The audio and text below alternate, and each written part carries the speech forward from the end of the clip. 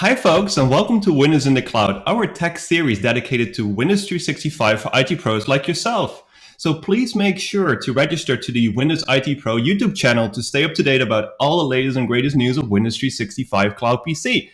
So on this last episode of this season, I have two guests. Both Lior and Adam will be speaking here about Windows Autopatch, the new Microsoft Cloud service that will solve your challenges with Windows updates. So more on that later on, but before we will dive into that topic, Lior, Adam, how are you doing?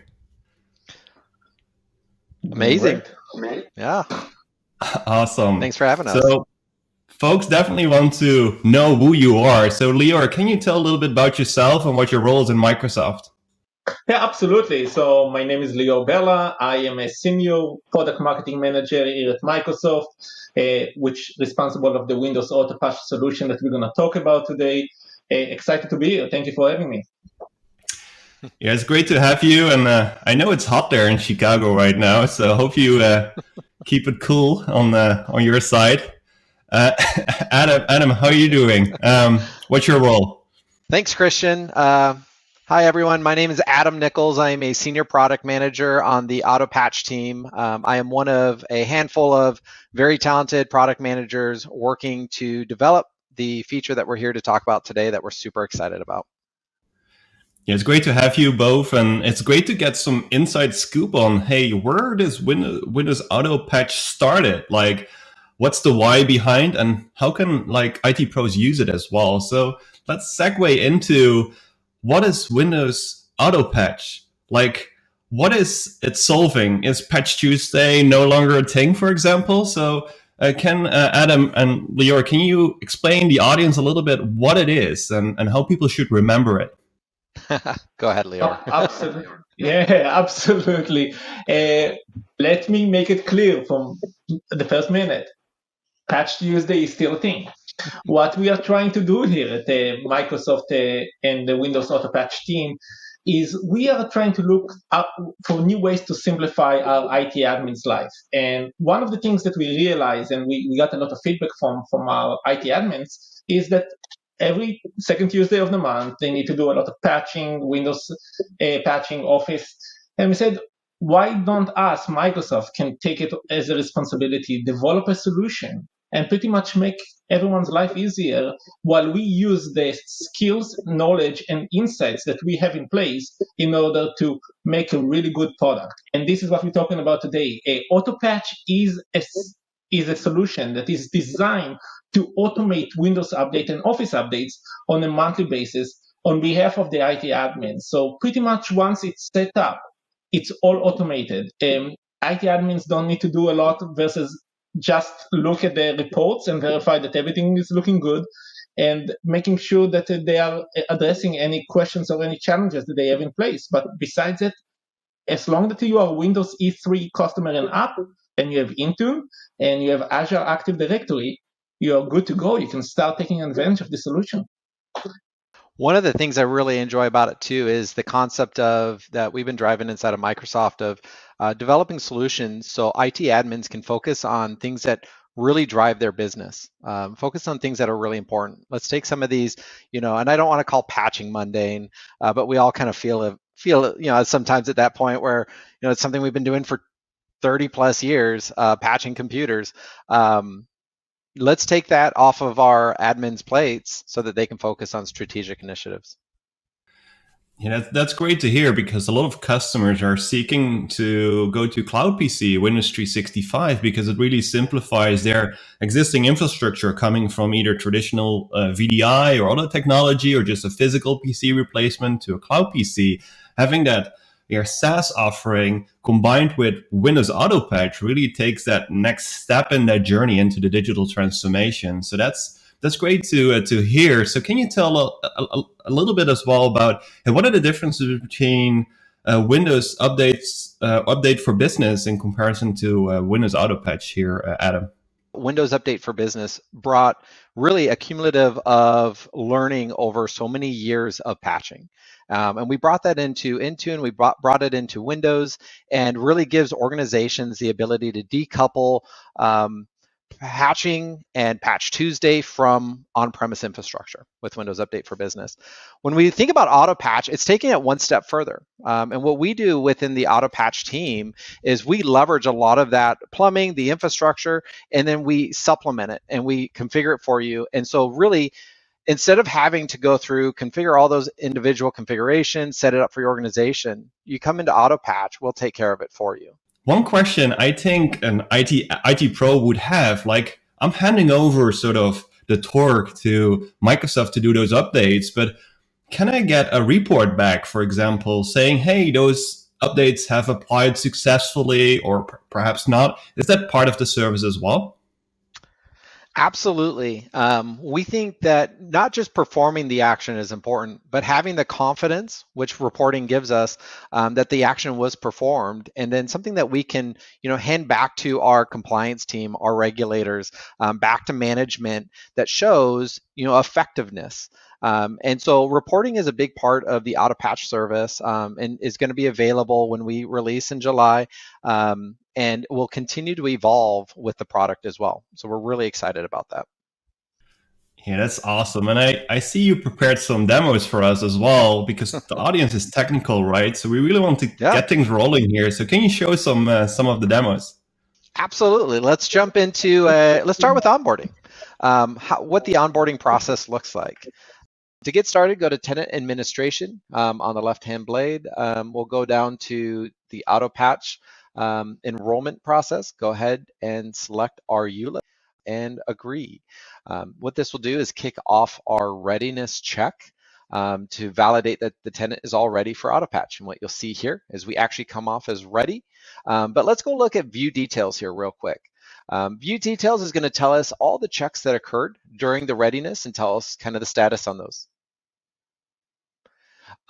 With that, you'll see that there are some that may be advisory or maybe an error, and these will show up with a blue hyperlink next to them that gives you an option to see, what the reason and how to remediate those right there. In this case, we're all good, so we can go ahead and just go right back to our enrollment. So now that we're ready, we'll go ahead and click on enroll, and this will kick off the enrollment process.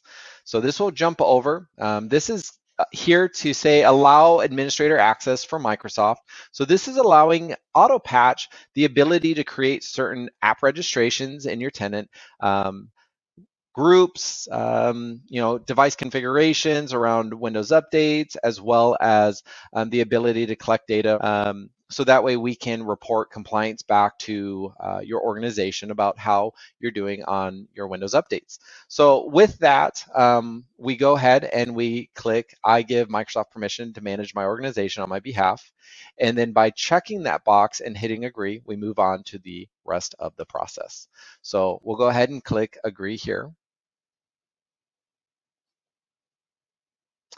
And then we'll go ahead and provide a phone number. So I always make a mistake here. When we go start typing a phone number in there, remember to hit your +1, and you'll see a message pop up if you have the formatting wrong. We'll go 555-867-5309. Our email, go ahead and type in your email here. I'll just use a test at test because this is just a demo, and then provide a name, Mr. Contoso, for our Contoso tenant. With that, we can go ahead and just hit the next button and move on to our next screen. Now, one thing to keep in mind also that information is being asked for at this point, because we will reach out to you and ask you if there's anything we can do to help you if that tenant setup process fails. Now, with the setup process, this is kicking off. This will only take a few minutes, and then it'll drop you right into the devices blade. Now, with this tells us that our setup is already complete. So what you'll see here, we can go ahead and click continue, and this drops us right into our devices blade. With the devices blade here, that was as simple as it was. So we're all set up, ready for Autopatch. We'll notice here that immediately the Autopatch blade doesn't show up. And the reason for that is because we're still configuring the tenant. even though we can get in and start managing it, you'll notice that if we click in the upper right-hand corner, you'll see a process, and we're still setting up the whole tenant.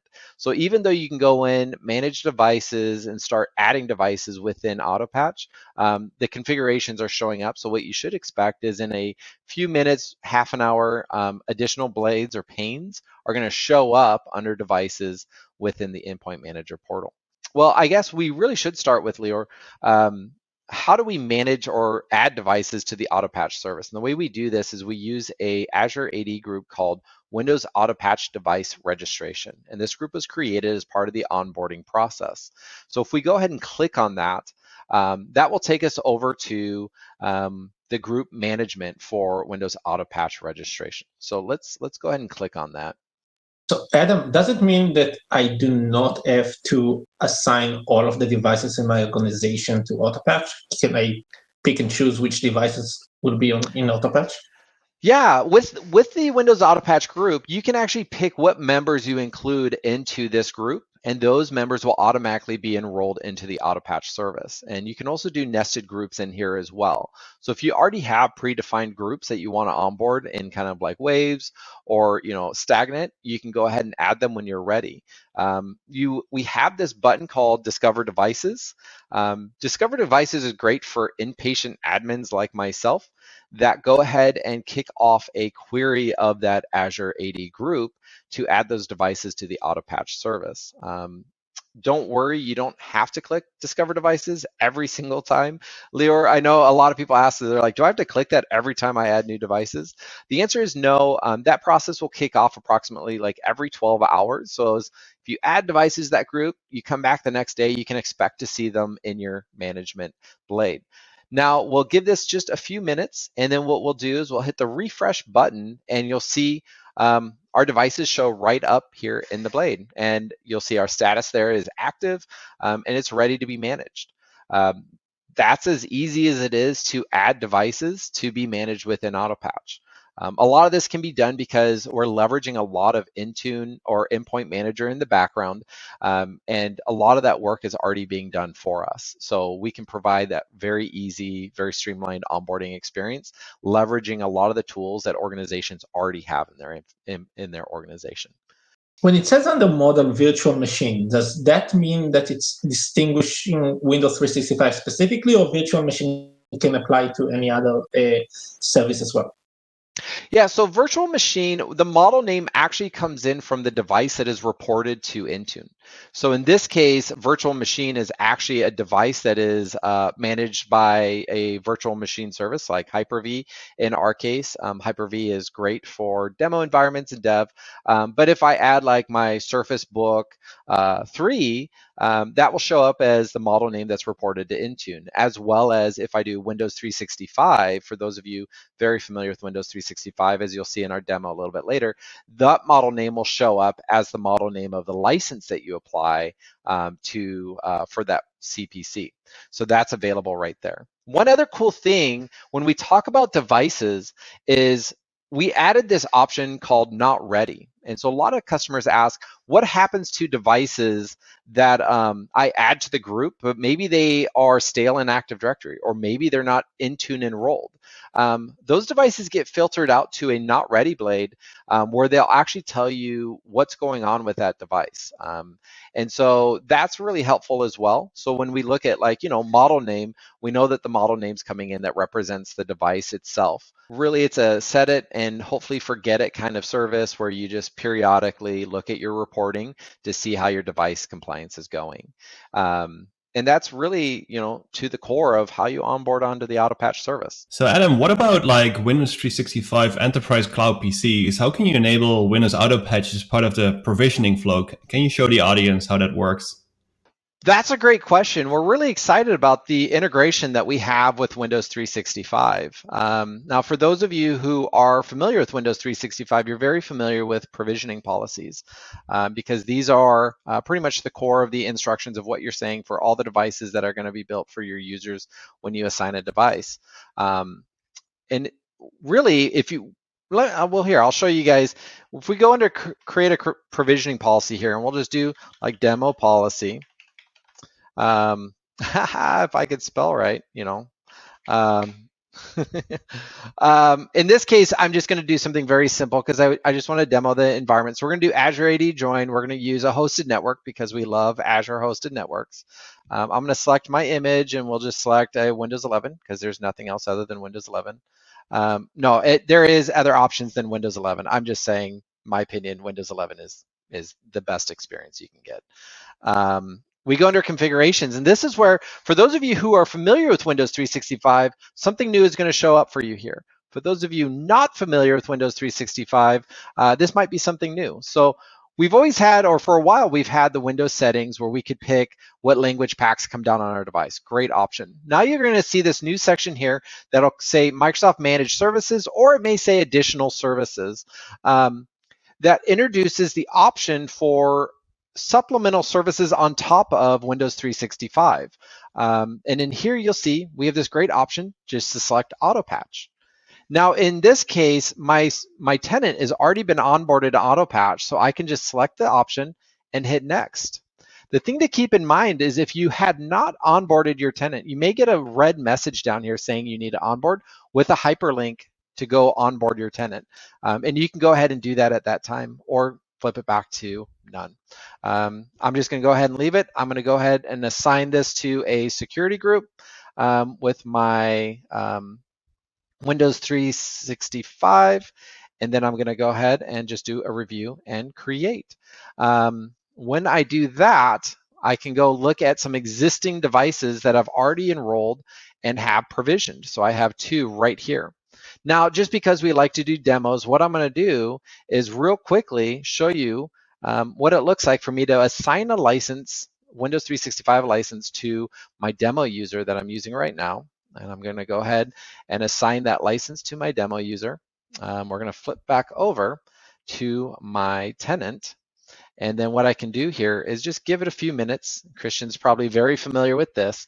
What's going to happen in the background, as soon as I assign that license to that user, they're going to actually, the service is going to query, and as soon as it picks up that that user has the license assigned, you're going to see it pop up under our All Cloud PCs, and that device is going to start provisioning. The 2 devices or Cloud PCs that I already have in here, I provisioned some time ago with Autopatch already. And if we want, while we're waiting for that device to come in, we can go take a look and see what these look like in our Autopatch device blade. So when we flip over to Autopatch device blade, we have our 2 Cloud PCs right down here that we can see here. We can see that they're active and that they're enrolled and that they're ready to go. And that's pretty much as simple as that. One caveat that you're going to notice if you're using Windows 365 integration with Autopatch is you know that for adding devices to Autopatch, we had to add them to this AD group, Windows Autopatch device registration. The cool thing about Windows 365 is those automatically enroll to the service, so no group membership is required for those to be registered into the Autopatch service. You just need to set the provisioning policy service to Autopatch. It's as simple as that. Pretty much, Adam, what you're saying is that the treatment for Cloud PC, it's exactly the same as any other device. So it's a seamless experience from IT admin. Exactly. Yeah, there's really, when we talk about Autopatch, you get the same experience on physical devices as well as your cloud PCs with Windows 365. And the great thing for IT admins is they can expect the same level of patching, service, and scheduling across any of those devices, really taking a lot more of that workload right off of their plates. Yeah, that's really awesome. So Adam, like, this is already great, and this really makes IT admins happy, in my opinion. But what's next in this kind of experience for Autopatch? Like, the integration, where will this eventually go to? Can you shed some light on that? Kind of what we have coming down the road. Well, there are a few things that we're working on really around the IT admin experience. And Lior, you can catch me here if I'm saying something that I'm not supposed to be saying. But we have some really cool things that we're working on coming this fall that we're working on around being able to get a lot more customizable in your scheduling, customizable in your device rings. For example, today we set, and if you've watched any of Lior's awesome videos in the past, we've talked about Autopatch does 4 main rings. And within those rings, we'll have your entire environment fully patched really within 2 weeks, 9 days technically. And across those 4 rings, we have our test ring, which is the very first ring that gets the updates. Then we have our fast, first, and then broad. And what we're doing is looking into ways, and we've really been trying to listen to our customers, looking at what's most important for them and how this can better serve them, and looking into ways to customize that. So organizations have more control over scheduling, also assignments. With that, I think one of the questions that come up pretty frequently is around group assignment. Can you guys think of kind of a scenario around group assignment that's important? CEO. Career limiting mistakes. Whenever anything involves a CEO, C-level, VP management, typically we don't want those devices being patched or being early adopters. Now some, your CTO may be very ambitious, may be involved in that, but a lot of times we want to be able to make sure that those devices are probably the last devices to be patched. So the great thing about the Autopatch service is we have logic and an algorithm on the back end that as you enroll your devices into Autopatch, we dynamically assign them to the area that is best suited to create a good disbursement for validating your devices. So that way, that takes a lot of the effort and the work off of the IT admins.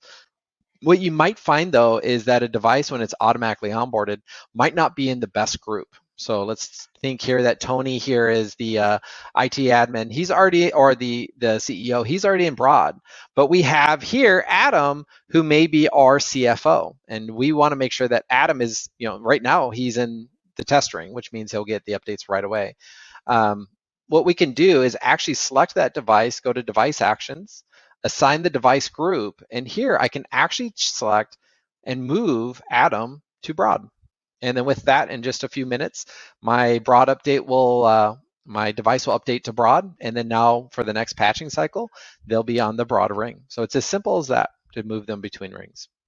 That's awesome. Thanks, Adam. And this really helps answering, I think, the most recurring question around, hey, how can I define my rings and make it less risky for some users in my business as well? But what if I'm doing Windows updates via Microsoft Endpoint Manager today with rings and such? Like, do I need to remove those things right now, or should I leave them in? Can you answer that question?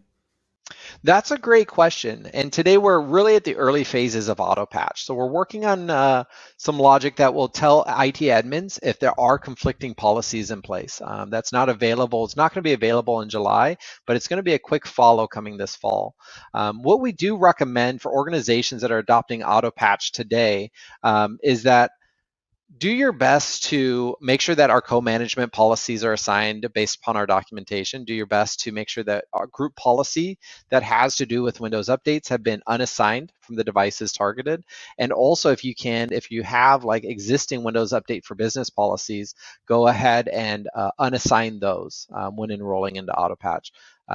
Those can cause conflicts and give you adverse or unexpected results if they're still in place. So how can people provide feedback? So if you're familiar with the Feedback Hub, you can do a search for Autopatch and submit feedback there. Upvote, for those of us who love the upvote button, we monitor that, respond to that, and we take those back with us as well. That's great. Thanks for sharing that, and really to make that connection to the community as well to help shaping this product. So one thing we really didn't touch base on in the demo yet is the reporting feature. Can you show a little bit of that before we wrap up? Absolutely. So from a reporting perspective, Christian, you'll see here we can click on reports. Right under reports and endpoint manager, you have this Windows quality updates. And this is where all of our reports will show up. You'll be able to go into the reports tab and see all devices report, which will give you a total summary of your tenant and where all the devices are at. And then also you have a historical report for the last 90 days that shows you the trend over the last 3 months of patching. which is going to be very helpful. You also have like eligible and ineligible device reports. So, and here, let's flip back. And one of the things that I think is really cool when we talk about quality updates here is we actually have the ability within the historical view to see how your devices have been trending over time. So we talk about like previous version to the next version. It's really cool. And the way we've done these reports really help you understand what are in progress, what are currently up to date, what are currently patching, and also devices that may not be eligible. When we talk about eligibility, it's typically devices that haven't communicated within the last 21 days, offline, or various reasons, but typically it hasn't communicated in the last like three weeks. Any questions? No, this is great, Adam. So this really helps and addresses kind of, hey, what's happening? What is Microsoft doing? And does everything work and apply to the cloud PCs and physical PCs as well, of course?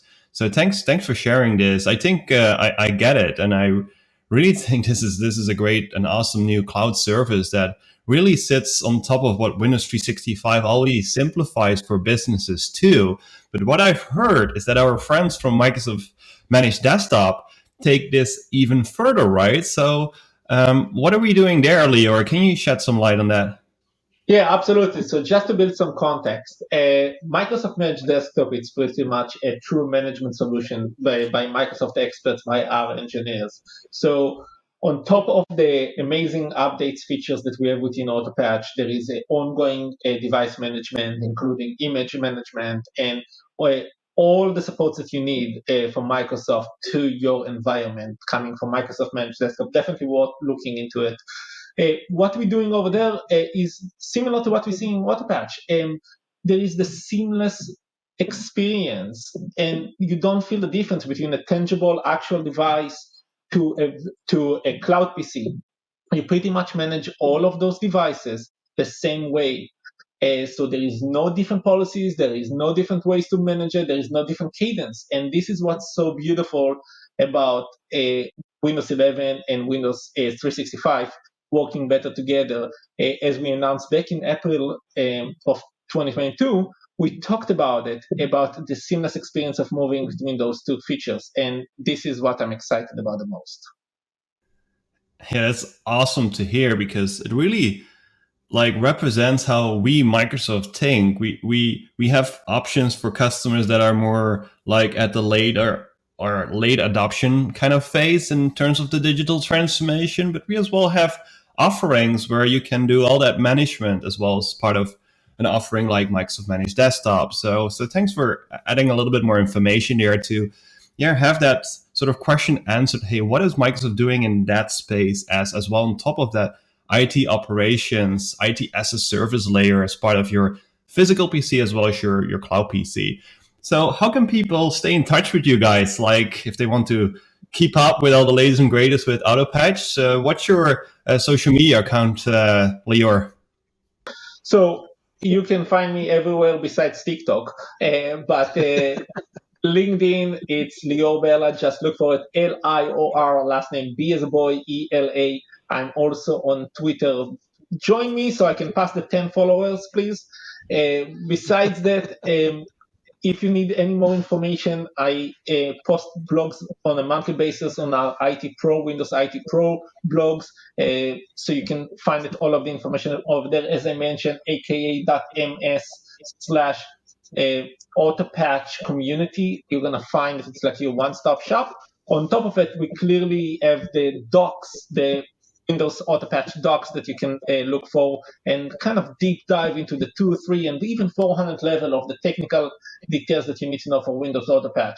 And clearly, I have yet to find Adam because he doesn't answer any of my phone calls, but maybe he can share some of his contact information. Well, Adam, how can we bring you up to 20 followers? What's your social media handle? I'd be happy with 5 at this point. You can find me on LinkedIn under Adam Nichols, under Microsoft company product manager, or find me on Twitter.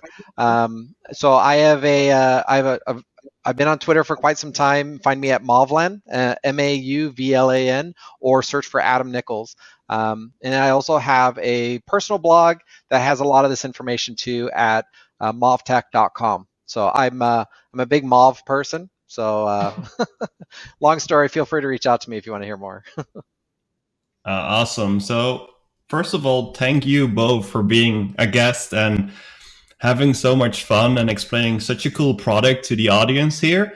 And thank you, the audience, of course, too, for hopping on again. And if you're new to these episodes, please follow us on aka.ms/Windows in the Cloud or on my own socials at Brinkhoff_C or just Christiaan Brinkhoff to follow me on LinkedIn as well.